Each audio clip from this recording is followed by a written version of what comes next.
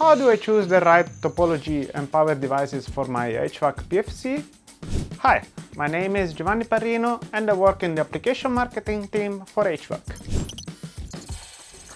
Because of the new emission standards, traditional topologies may not be the best solution anymore. Because of the large passive filter required, they are no longer cost-effective. In fact, for single-phase systems in air conditioners and residential heat pumps, we are facing a transition from boost and bridge rectifier to Totem Pole.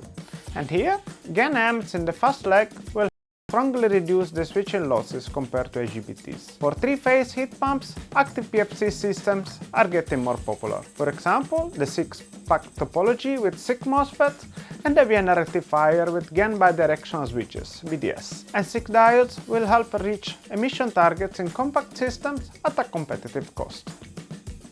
For more information, please go to our website.